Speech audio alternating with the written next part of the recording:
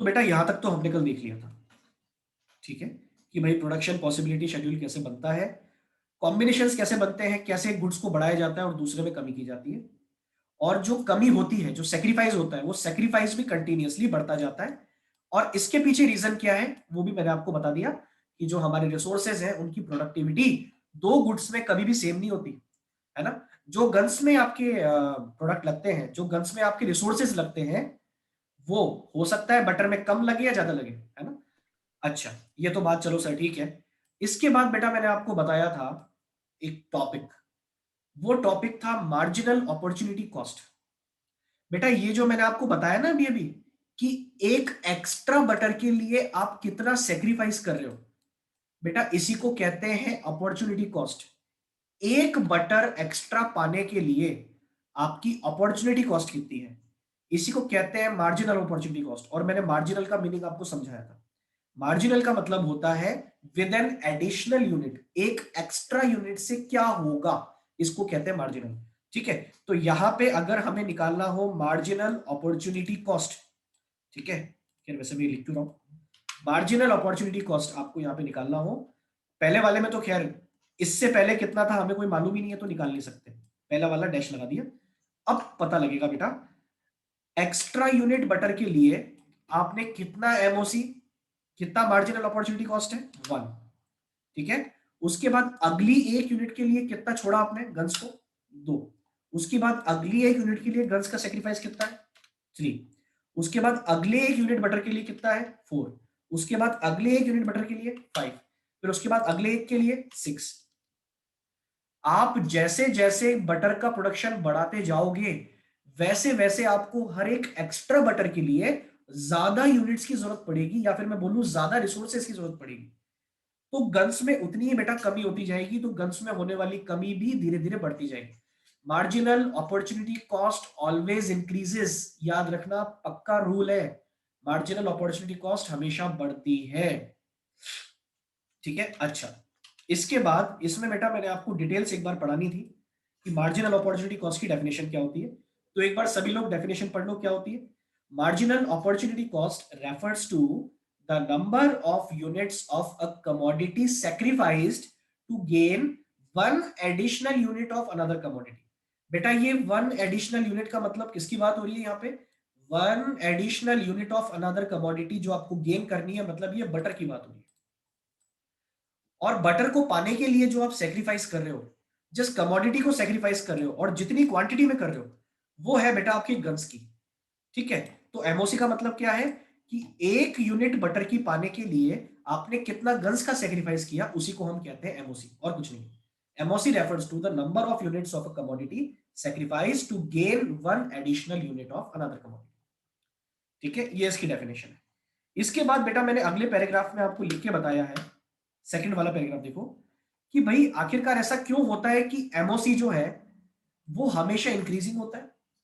In case of PPC marginal opportunity cost is always increasing. अभी अभी schedule में मैंने आपको बताया कि जो सेक्रीफाइस की क्वांटिटी है, जो आपके दूसरा जो पहला वाला गुड्स है उसमें जो कमी होएगी प्रोडक्शन में, वो कमी भी कैसे होती है, इंक्रीजिंग वे में होती है। वो कमी बढ़ती जाएगी बढ़ती जाएगी बढ़ती जाएगी, है ना, increasing because more and more units of a commodity have to be sacrificed to gain an additional unit of another commodity। मतलब आपको अब हर एक यूनिट एक्स्ट्रा पाने के लिए, जैसे जैसे आप बढ़ते जाओगे, हर एक यूनिट एक्स्ट्रा पाने के लिए एक्स्ट्रा सेक्रीफाइस करना होगा। ऐसा होता क्यों है ये मैंने बेटा यहाँ पे पूरा रीजन लिख दिया है, और तुम्हें बात समझ में आ जाएगी अगर एक बार भी इसको ध्यान से पढ़ लोगे। सिर्फ एक बार पढ़ना है ध्यान से, तो सभी बच्चे पूरे फोकस के साथ इसको ध्यान से पढ़ना, जो यहां लिखा हुआ है।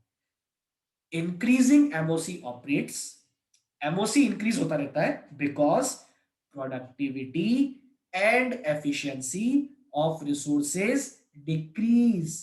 पक्का रूल है ये, productivity and efficiency of resources decrease as they are shifted from one use to another.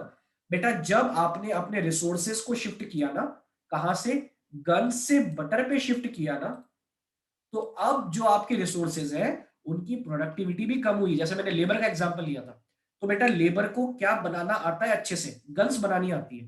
तो वो गन्स का प्रोडक्शन ज्यादा कर पाते थे।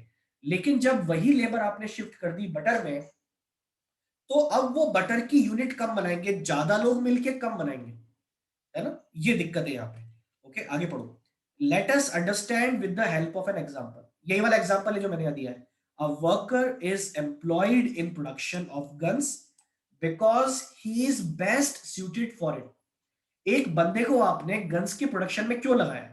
मुझे बताओ, अगर आप एक एम्प्लॉयर हो, आपने एक एम्प्लॉय चूज किया, एक वर्कर चूज किया है, उसको आपने गन्स के प्रोडक्शन में क्यों लगाया बेटा? क्यों आप उस सेक्शन में? क्योंकि उसके पास उसकी नॉलेज है, उसके पास डिग्री है, उसको गन्स का प्रोडक्शन करना आता है, वो बेस्ट सुटेड है इस काम के लिए।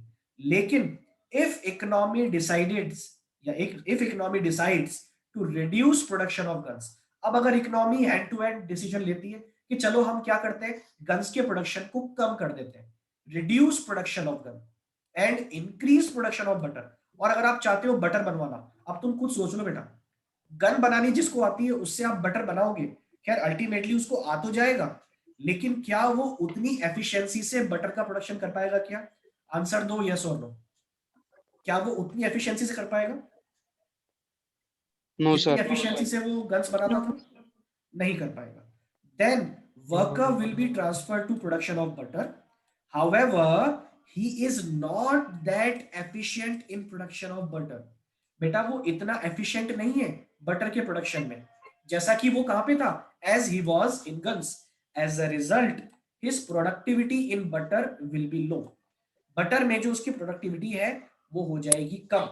ये याद रखना, बटर बनाने के लिए अब आपको ज्यादा वर्कर्स लगेंगे।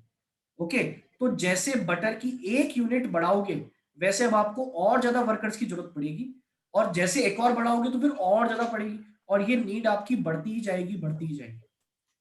ओके, क्योंकि इतना एफिशिएंटली वो लोग काम नहीं कर सकते जितना एफिशिएंटली वो गन में करते हैं। ठीक है, ये है बेटा आपका मार्जिनल अपॉर्चुनिटी कॉस्ट। ठीक है, और मार्जिनल अपॉर्चुनिटी कॉस्ट मैंने यहाँ पे इसमें शेड्यूल में भी दिखाया है, एक बार सभी लोग देख लो ध्यान से। और बेटा एक बार फटाफट से मुझे बता दो, आपके पास 1 मिनट है, सोच लो मन में, कहीं प्रॉब्लम हो तो मेरे से पूछ लो। और अगर आ गया सबको तो यस सर बोल दो ताकि मैं आगे बढ़ूं।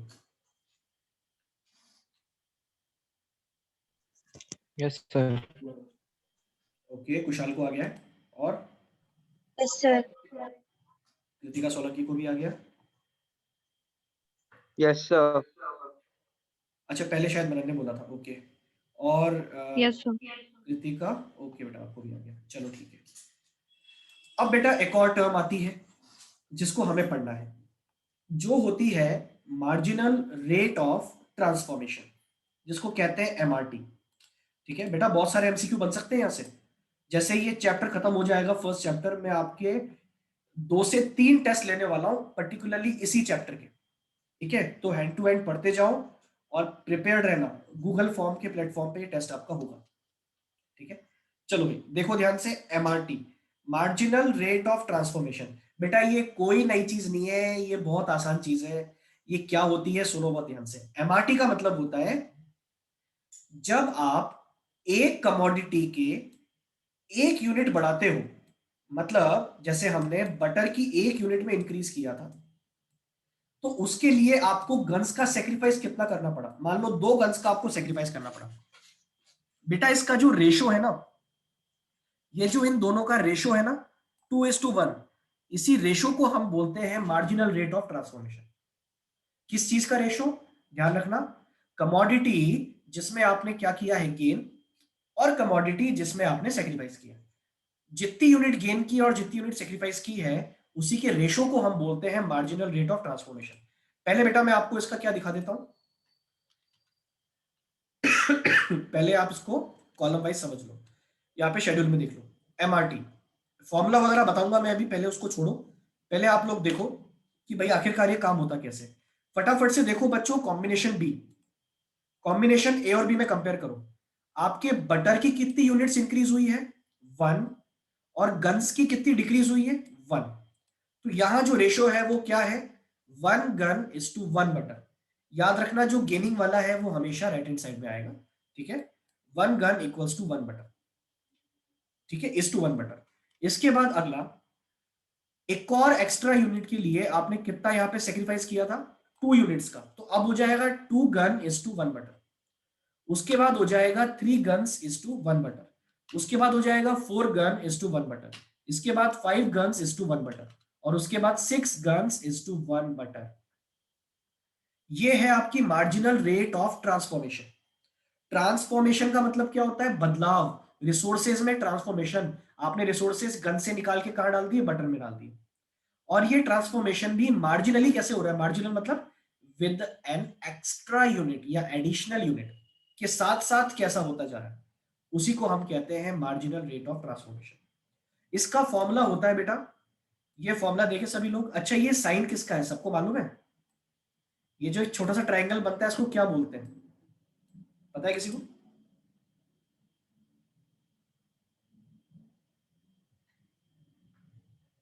नहीं पता बेटा, इसको डेल्टा बोलते हैं। क्या बोलते हैं इसको, डेल्टा। डेल्टा मतलब होता है change, change in guns upon change in butter. Okay, तो अगर बेटा आप इसका देखोगे बी वाले का, तो चेंज इन गन्स कितना था, चेंज इन गन्स था आपका 2, ओके, मतलब 1 था। और चेंज इन बटर कितना है 1, तो 1 अपॉन 1, ये हो गया आपका, यह दिखा दिया हमने। ठीक है, ये मार्जिनल रेट ऑफ ट्रांसफॉर्मेशन का फॉर्मूला होता है, delta guns upon delta butter. ठीक है, एक बार फटाफट से इसके टॉपिक में भी हम देख लेते हैं, बात समझ में आ गई होगी वैसे। एक बार फटाफट टॉपिक में देखें, फिर हम आएंगे बच्चों किस पे, इसके ग्राफ पे, कर्व कैसे बनता है।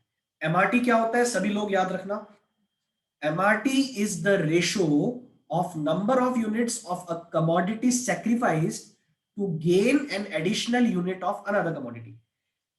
एक कमोडिटी की एक्स्ट्रा यूनिट को गेन करने के लिए आपने दूसरी कमोडिटी में कितना सेक्रीफाइस किया है, इन दोनों ही अमाउंट्स का रेशो क्या कहलाता है, एमआरटी कहलाता है। इसको कहते हैं मार्जिनल रेट ऑफ ट्रांसफॉर्मेशन। ठीक है, फॉर्मूला क्या होता है इसका बेटा, एमआरटी का फॉर्मूला होता है, याद रख लो, delta unit sacrifice upon delta units gain. और सेक्रीफाइस किसका हो रहा था यहाँ पे इस एग्जांपल में, बेटा सेक्रीफाइस हो रहा था गन्स का। और गेन क्या हो रहा था बेटा, गेन हो रहा था यहाँ पे बटर। इसीलिए मैंने फॉर्मूला वहां पे लिखा था delta guns upon delta butter. ठीक है, जितनी बटर को पाने के लिए जितनी गन्स का सेक्रीफाइस करते हो, इसी के रेशो को हम बोलते हैं एमआरटी। ठीक है, MRT measures the slope of production possibility frontier. बेटा जब मैं आपको अभी प्रोडक्शन पॉसिबिलिटी कर्व की प्रॉपर्टीज पढ़ाऊंगा, तो वहां पे आपको एक प्रॉपर्टी पढ़ने को मिलेगी कि भाई जो प्रोडक्शन पॉसिबिलिटी कर्व होता है वो डाउनवर्ड स्लोपिंग होता है। और डाउनवर्ड स्लोपिंग क्यों होता है, इसका रीजन ये है, बिकॉज आपका जो एमआरटी है उसकी वजह से ये डाउनवर्ड स्लोपिंग होता है। MRT measures the slope of production possibility frontier. MRT की वजह से ही वो स्लोप जो है वो डाउनवर्ड होता है, अभी देखेंगे। पहले मुझे बताओ यहां तक सबको बात क्लियर है, ये हमारा शेड्यूल हमने पूरा कर दिया, अब इसके हम ग्राफिकल रिप्रेजेंटेशन पे आएंगे। पहले यहां तक बताओ, यहां तक सबको क्लियर है, यस और नो? Yes sir. ठीक है यस बेटा, सर। चलो अब सभी लोग ध्यान से देखना। बेटा जब आप इसको ग्राफ पे प्लॉट करोगे ना, तो कैसे करोगे एक बार देखो, मैं तुम्हें करके दिखाता हूँ, फिर मैं डायरेक्टली तुम्हें चार्ट पे लेके जाऊंगा। व्हाइट स्क्रीन लेते हैं। बेटा ये हमारा ग्राफ पे 2 एक्सेस होते हैं, सभी को पता है। ये होता है एक्स एक्सिस, ये होता है वाई एक्सिस, ये होता है रूट पॉइंट ओ। ठीक है, ये सभी को मालूम है। बेटा एक्स एक्सिस पे क्या लिया जाए और वाई एक्सिस पर क्या लिया जाए। ठीक है बेटा, याद रखना हमेशा ये रूल है कि जो आपके गेनिंग यूनिट है ना वो एक्स एक्सिस पे आएगी। एग्जाम्पल पहले तुम चाहे कोई सा भी ले लो, जो यूनिट आपकी गेन करेगी वो एक्स एक्सिस पे आएगी। ठीक है, ऐसा रूल है, अब मत बोलना क्यों है, ऐसा रूल है। अगर आप उल्टा कर दोगे तो कुछ और ही बन जाएगा फिर वो। ठीक है, आपको यहां पे लेना है बटर की यूनिट्स, और बेटा आपकी जो सेक्रीफाइसिंग है वो किसका है, गन्स का, तो यहां पे लेना है आपको वाई एक्सिस पे गन्स। ठीक है, सभी को व्हाइट स्क्रीन दिख रही होगी। अब बेटा हमारा पहला कॉम्बिनेशन क्या था, अच्छा गन्स में टोटल कितना था, मेरे ख्याल से 21 था। तो आप क्या करोगे, यहां पे 4 4 का कर दे, 4 8 एक्सेस पे हमने ले लिया, यहाँ पे 4 का स्केल ले लिया हमने, 4 8 12 16 20 और 24, इस तरह से हमने ले लिया। ठीक है, इसके बाद वाई एक्सिस पे लिया है, एक्स एक्सिस पे बटर ले रहे हैं, तो बटर की मैक्सिमम 6 यूनिट्स है, तो 1 2 3 4 5 6। ठीक है, अब बेटा पहला कॉम्बिनेशन बताओ, आपको कॉम्बिनेशंस को या प्लॉट करना है। फर्स्ट कॉम्बिनेशन था 21 0, क्या मैं सही कह रहा हूं? यही था, गन्स थी 21 और बटर था 0। एम आई राइट और रॉन्ग? थोड़ा बहुत आप लोग भी बताना Right. ताकि मुझे याद रहे, वापस जाएंगे तो थोड़ा टाइम Yes, लगेगा। sir. बिल्कुल यही था। तो बेटा इसमें ये तो x, ये तो सॉरी y का है और ये x का है। x पे तो 0 और y पे 21। तो बेटा 21 यहां पे कहीं पे आपका आएगा, तो पहला पॉइंट आपका यही बन गया। दूसरा था बेटा, जहां तक मेरे को याद है, ये था आपका 1 और 20, यही था ना बच्चों? यस और नो? Yes, sir. ठीक है, तो Yes, x sir. एक्सिस पे बटर की तो 1 यूनिट, ये रहा यहाँ पे 1, यहां से ऊपर लेके जाओ और कहां पे 20 पे, 20 के सामने, ये इस जगह आपका पॉइंट आ रहा है बेटा। ठीक है, एकदम एक्यूरेट तो नहीं बनेगा जैसा बनता है, क्योंकि मैं माउस से बना रहा हूं उसको। अगला क्या था बेटा, आपके 2 यूनिट के साथ ये हो गया था 18। ठीक है, तो 2 यूनिट ये रही आपकी बटर की, और गन्स का प्रोडक्शन अब हो गया है बेटा आपका 18 आपका यहां पे कहीं पे आएगा। ठीक है, ये हो गया आपका 18। इसके बाद 3 यूनिट के लिए कितना हो गया था बेटा? 3 यूनिट के लिए आपका हो गया था 15। तो 3 यूनिट्स के लिए हो गया बेटा 15, ये देखो यहां पे कहीं पे आपका 15 भी आ जाएगा। ठीक है, अच्छा इसके बाद 4 के लिए कितना हो गया था? 14, नहीं सॉरी, कितना 11 हो गया था, 11।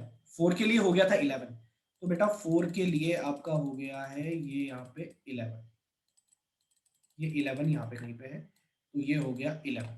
ठीक है, इसके बाद 5 के लिए कितना था बेटा? 6, तो 5 के 6. लिए था ये यहाँ पे 6, यहाँ पे 6 आएगा कहीं, तो ये आपका 5 के लिए 6, और उसके बाद 6 के लिए 0। अगर आपको 6 यूनिट बटर की बनानी है तो फिर आप गन्स की एक भी यूनिट नहीं बना सकते, तो ये यहीं पे आ जाएगा बेटा। इस तरह से आपका ये जो कर्व बनेगा, जब आप सॉफ्ट हैंड से इनको मिलाओगे, तो ये आपका जो कर्व बनेगा ये कुछ इस तरह का बनेगा। ठीक है, और बेटा इस शेप को हम कहते हैं कॉनकेव शेप। ये कॉनकेव होता है, आधा चांद जो होता है ना, वो चांद अगर आधा वाला उल्टा कर दोगे तो उसको कहते हैं कॉनकेव। ये शेप्स आपने पढ़े होंगे वैसे, कॉनकेव, कॉन्वेक्स, है ना। एक कॉन्वेक्स शेप होता है, कॉन्वेक्स कैसा होता है? इस तरह का होता है। ठीक है, ये हम पढ़ेंगे, मार्जिनल यूटिलिटी पढ़ेंगे ना, वहां पे आएगा, है ना। तो कॉनकेव शेप होता है किसका? और ये जो कर्व है ना बेटा, इसी कर्व को हम बोलते हैं पीपीसी, प्रोडक्शन पॉसिबिलिटी कर्व। ये क्या शो करता है कर्व हमें? अब मैं आपको डायरेक्टली दिखाता हूं, कहां पे जाके, शीट पे जाके, 1 सेकेंड। जब आप इस टेबल को प्लॉट करोगे ग्राफ पे, कॉम्बिनेशंस बना के, तो बेटा ये आपका कुछ इस तरह से बनेगा। ठीक है, अब मेरी बात को बहुत गौर से सुनना, वैसे मैं बहुत डीप जाके बता रहा हूं, लेकिन देख लो, फिर भी तुम्हें हर चीज पता होनी चाहिए। बेटा देखो, जब आपने बटर की कोई यूनिट नहीं बनाई और आपने 21 यूनिट्स बनाई गन की, तो आपका यहां पे आ रहा था, ये आपका पहला पॉइंट है। ठीक है, ये फर्स्ट पॉइंट है, फर्स्ट पॉइंट यहां पे है। अब मुझे बताओ कि जैसे ही आपने बटर की 1 यूनिट बनाई, सोचो, जैसे ही आपने बटर की 1 यूनिट बनाई, तो यहां पे बटर बढ़ने पे बेटा ये वाला एरिया आपका बढ़ता है। ध्यान रखना इस चीज को, बटर इंक्रीज करोगे तो आपका ये वाला एरिया बढ़ेगा। ओके, और जब आपकी गन्स डिक्रीज होगी, गन्स जब डिक्रीज होगी तो ये आपका बढ़ेगा, जितना ज्यादा डिक्रीज करोगे उतना बढ़ता जाएगा। तो अभी जो आपके गन डिक्रीज हुई है बेटा, वो 20 थी ना, तो यहाँ 20, ये इतना डिक्रीज हुआ है, ये मैंने रेड मार्क किया। ठीक है, इतना पाने के लिए इतना डिक्रीज हुआ है। और बेटा आपको याद होगा, टेबल में हर जगह हमने पाया कितना है, गेन हमने कितना किया है, सिर्फ और सिर्फ एक एक यूनिट का। यस और नो? आपने बटर की कितनी यूनिट्स बढ़ाई है? एक एक यूनिट से बढ़ाई है ना। तो बेटा जब भी आप ये बटर में Yes, इंक्रीज sir. देखोगे ना, देखो बटर में इंक्रीज हर जगह सेम है, ये भी सेम है, ये भी सेम है, ये भी सेम है, इनका एरिया भी सेम है, इसका एरिया भी सेम है। बटर बढ़ाने पे हर जगह एरिया सेम है। लेकिन बेटा गन्स में रिडक्शन, पहला वाला रिडक्शन आपका ये रहा, ये इतना है। दूसरा रिडक्शन थोड़ा और बड़ा है, देखो यहाँ पे 2 यूनिट छोड़ दी थी आपने, तीसरे यूनिट और बटर के लिए आपने थोड़ा और ज्यादा छोड़ दिया था, तो देखो 3 हो गया। उसके बाद आपने 4 यूनिट बटर की बनाने के लिए और ज्यादा छोड़ा था, उसके बाद 5 के लिए और ज्यादा छोड़ा, और 6 के लिए तो आपने फिर बहुत ज्यादा छोड़ दिया। ठीक है, ये जो शेप है ना, ये बताता है गन्स में रिडक्शन, और ये जो आपने देखा ना सीढ़ियां जो उतरती है, ये आपको बताता है बटर में इंक्रीज। तो गेनिंग तो आप एक एक यूनिट की कर रहे हो, इसलिए बेटा ये आपको हमेशा सेम लेंथ का दिखेगा, इसमें कोई आगे पीछे नहीं है। लेकिन बेटा ये जो है ना, ये पहले छोटा था, फिर थोड़ा और बड़ा हो गया, फिर और बड़ा हो गया, फिर और बड़ा हो गया, फिर और बड़ा हो गया, क्योंकि आप सेक्रीफाइस ज्यादा करते जा रहे हो, है ना। खैर वैसे ये ज्यादा बताने की चीज थी नहीं, फिर भी मैंने तुम्हें बता दी ताकि थोड़ा तुम्हें डिटेल में समझ में आ जाए। बताओ भाई, क्या ये बात समझ में आ गई सबको जो मैंने बोली है, ये सुनो। Yes, sir. बताओ बताओ बताओ बाकी लोग, बेटा थोड़ा एक्टिव रहा करो यार सब लोग, तब मुझे मजा आएगा। Yes, sir. Yes, sir. Because मैं बहुत बिल्कुल 100% एनर्जी से आपको पढ़ाता हूँ, तो बेटा आप लोग अगर एक्टिव रहोगे ना बोलने में तो मुझे अच्छा लगेगा। चलो, अब बेटा इसके लिए फटाफट इसका एक्सप्लेनेशन पढ़ लेते हैं एक बार, है ना। इसका एक्सप्लेनेशन पढ़ लेते हैं, जल्दी जल्दी पढ़ लेते हैं, लास्ट चीज है ये। कल हम इसकी प्रॉपर्टीज और कुछ एक्स्ट्रा चीजें पढ़ेंगे, और लगभग लगभग परसों ये टॉपिक मैं खत्म कर दूंगा, साथ में आपका चैप्टर भी खत्म हो जाएगा। ठीक है, और मे बी संडे या मंडे को हम इसका टेस्ट ले लेंगे। ठीक है, सब लोग प्रिपेयर रहना, तैयार रहना, कोई एक्सक्यूज नहीं चलेगा टेस्ट के लिए। टेस्ट होता है, तुम चाहो तो 12th वाले बच्चों से पूछ लेना, जो टेस्ट मिस करता है बिना किसी रीजन के 250 रुपीज का फाइन है एक टेस्ट मिस करने पे। ठीक है, बहुत हार्ड पनिशमेंट है, टेस्ट मिस करना सबसे बड़ा गुनाह है यहाँ पे, याद रखना। टेस्ट बिल्कुल मिस नहीं होना चाहिए, भले मार्क्स कम आए कोई बात नहीं चलेगा, लेकिन टेस्ट मिस नहीं होना चाहिए बेटा, है ना? चलो देखो, पहला पॉइंट है, if economy uses all its resources to produce only gun, then maximum 21 units of gun and no butter can be produce. अगर बेटा अपनी इकोनॉमी पूरी ताकत लगा ले, पूरा जोर लगा ले, सारे रिसोर्सेज लगा ले, और ओनली गन्स बनाए, तो कितनी गन्स बन सकती है? 21। ये ए पॉइंट इसी को शो करता है, ए पॉइंट यही शो करता है कि आप मैक्सिमम कितनी गन्स बना सकते हो? 21 गन्स बना सकते हो। ठीक है, अच्छा, अगली बात भी यही है कि अगर इकोनॉमी अपने सारे रिसोर्सेज को यूज करे बटर बनाने में, तो मैक्सिमम कितना बटर बनाया जा सकता है? ये बटर बनाया जा सकता है टोटल 6 यूनिट्स का, और ये जी पॉइंट है बेटा। ये जो कर्व बन रहा है ना, इस कर्व को हम एजी कर्व बोलेंगे, एजी कर्व। ओके, पीपीसी कर्व का नाम यहां पे हम देंगे एजी कर्व। ठीक है, अब देखो आगे देखो, इन बिटवीन, अब बेटा इन दोनों पॉइंट्स के बीच में आप कई सारे कॉम्बिनेशन बना सकते हो। ठीक है, सारी ताकत लगा के या तो गन बना लो, सारी ताकत लगा के बटर बना लो, तो इतना इतना बनेगा, आपको पता लग गया। अब कॉम्बिनेशन सेट करो, इसमें कम करूं उसमें बढ़ाऊं, उसमें बढ़ाऊं इसमें कम करूं, क्या क्या कर सकते हैं, तो इसके लिए फिर आप शेड्यूल बना देते हो। ओके, और एक यूनिट तय कर लेते हो, एक कमोडिटी तय कर लेते हो, इसको मेरे को बढ़ाना बढ़ाना है और इसको मेरे को कम करना है कम करना है, तो फिर आप उसको सेट कर लेते हो और ग्राफ पे दिखा देते हो। ठीक है, in between there are various possibilities with different combinations of guns and butter। कई सारे कॉम्बिनेशन बीच में बन रहे हैं जो हमने वहां पे बनाए थे, A B C D E F G, sorry A के और जी के अलावा B C D E F, है ना, यही बताया जा रहा है यहाँ पे। when points a b c d e f g are joined we get a curve ag। हमें एजी कर्व मिल जाता है, जिसको हम किस नाम से जानते हैं बच्चों? Production possibility curve. ओके, इसको कहते हैं प्रोडक्शन पॉसिबिलिटी कर्व। पहले तो बताओ बच्चों, यहां तक सबको क्लियर है? आज के लिए इतना ही रखेंगे बस। मनन तेरी बात ले रहा हूं बेटा अभी मैं, पहले बताओ यहां तक सबको बात समझ में आ गई क्या? Yes, sir. Yes, sir. Okay बेटा, यहाँ तक का धीरे धीरे अब वर्क भी कंप्लीट करें। ठीक है, क्योंकि मैं एक टाइम आएगा जब चैप्टर खत्म होने के बाद आपसे पीडीएफ मांगूंगा इसका, तो यहाँ तक का जो टोटल वर्क है वो कंप्लीट करके आपको पीडीएफ बना के मुझे सेंड करना होगा। ठीक है, तो धीरे धीरे, अभी टाइम है आपके पास, आराम से रजिस्टर मेंटेन करो, अच्छे से प्रॉपरली लिखो, एक एक चीज को बनाओ, और फिर जैसे हो जाए, जरूरी नहीं है मैं जब बोलूँ तब, अगर पहले हो जाए तो पहले ही सेंड कर देना। ठीक है, कोई दिक्कत नहीं। चलो, अब मनन ने पूछा है, मनन बेटा आपकी प्रॉब्लम ये है कि मैंने एक्चुअली इसके बारे में इंक्वायरी की थी, तो जब मैं आरबीएससी की साइट पे गया, तो बेटा आरबीएससी के साइट पे एक प्रॉब्लम आ रही है, वहां पे 2022 के लिए 10th और 12th का सिलेबस डिक्लेयर कर रखा है उन लोगों ने, लेकिन अभी तक 9th एंड 11th का सिलेबस डिक्लेयर नहीं किया है 2022 के लिए। ये एक छोटी सी प्रॉब्लम है, आरबीएससी ने अभी डिक्लेयर ही नहीं किया है। ओके, और डिक्लेयर तो नहीं किया, लेकिन कुछ समय पहले न्यूज़पेपर में भी आया था और ऐसा क्लियरली डिक्लेयर था सीबीएसई की तरफ से कि अब जो स्टेट बोर्ड्स हैं उनका कोर्स और सीबीएसई का कोर्स एग्जैक्टली सेम हो जाएगा। ठीक है, तो ज्यादा चांसेस जो है, अगर मैं आपको दूं यहाँ पे 70% वेटेज, 70% चांस यही है कि आपको सीबीएसई का ही पढ़ना होगा। ठीक है, सेम सिलेबस चलेगा। 30% चांस अभी भी है कि अगर ये, क्या पता, चाहे तो इस सेशन में ना करें, अगले सेशन में कर दें, लेकिन होगा तो सही है ना। अगर इस सेशन में ऐसा हो जाता है तो ठीक है, नहीं होता है तो बेटा फिर आपको इंडियन इकोनॉमी पढ़नी होगी। इंडियन इकोनॉमी बेटा आपको पढ़नी होगी 12th क्लास के साथ में।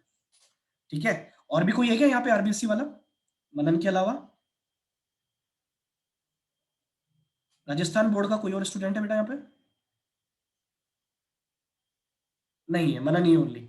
तो बेटा मनन, आपको क्या करना होगा, अभी मैं नेक्स्ट 5 डेज में स्टार्ट करूंगा 12th के लिए इंडियन इकोनॉमिक डेवलपमेंट, वहां पे आपको ज्वाइन करना पड़ेगा बेटा, या लेक्चर्स देखने पड़ेंगे डेली। ठीक है, तो ऐसा कर लेना, तुम्हारा कोर्स भी जल्दी हो जाएगा, पढ़ भी जल्दी लोगे, कोई प्रॉब्लम नहीं है ना। हर चीज का सॉल्यूशन है, पढ़ाऊंगा तो अल्टीमेटली मैं, है ना, कोई दिक्कत नहीं। Thank you sir. ओके बेटा, मोस्ट वेलकम। चलिए बेटा, कल मिलते हैं। ओके, रिकॉर्डिंग चाहिए हो किसी को तो बोल देना इसकी। ठीक है।